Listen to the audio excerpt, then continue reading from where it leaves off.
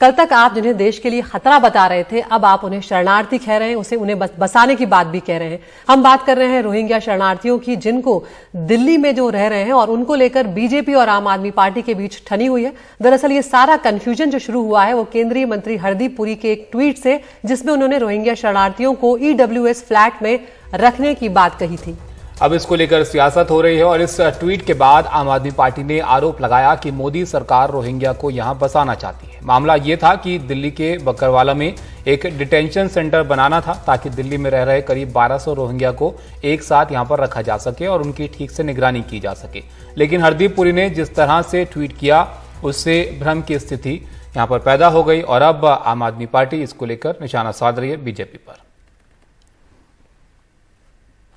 शरद हमारे साथ हैं,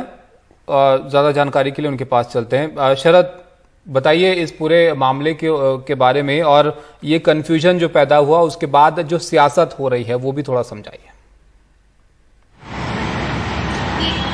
ताबिश, कुल मिलाकर मामला ये है, सभी जितने भी डॉक्यूमेंट सामने आए हैं और पूरा मामला देखा गया है, वो ये कहता है कि असल में अधिकारी वर्ग, जो दिल्ली सरकार के अधिकारी वर्ग है, वो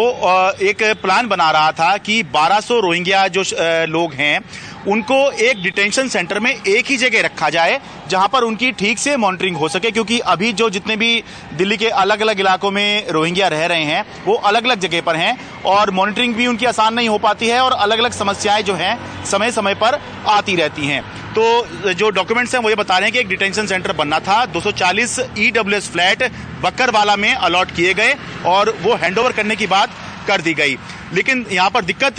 ये हुई कि जिस तरह से हरदीप पुरी ने ट्वीट किया, तो हरदीप पुरी के ट्वीट से मैसेज ये गया कि रोहिंग्या को बसाने की बात जो है वो कर रहे हैं, जबकि यहाँ पर डिटेंशन सेंटर बनना था। सवाल ये उठे कि कल तक जो केंद्र सरकार रोहिंग्या लोगों को देश की सुरक्षा के लिए खतरा बता रही थी, आज उनके लिए बाहें खोल के क्यों खड़ी हो गई है? कल तक जो बीजेपी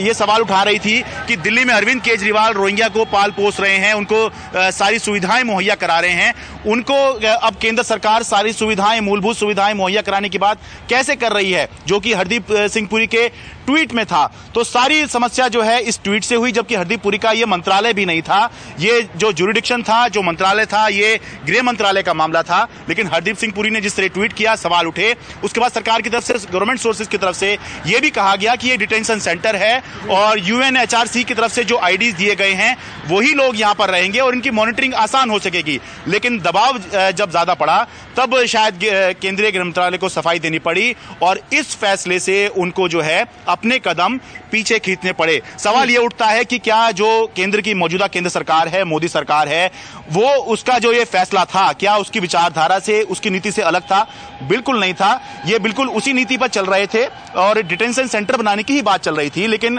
प्रोजेक्शन ऐसा हुआ, ट्वीट से ऐसा लगा कि ये डिटेंशन सेंटर नहीं बल्कि उनको घर देने की बात वहां पे कर रहे हैं, बसाने की बात वहां पे कर रहे हैं। और रही बात ये कि क्या ये दिल्ली सरकार की तरफ से प्रस्ताव गया था या केंद्र सरकार की तरफ से गया था, तो जो अभी तक के डॉक्यूमेंट्स हैं वो ये बता रहे हैं कि अधिकारी वर्ग में बात चल रही थी और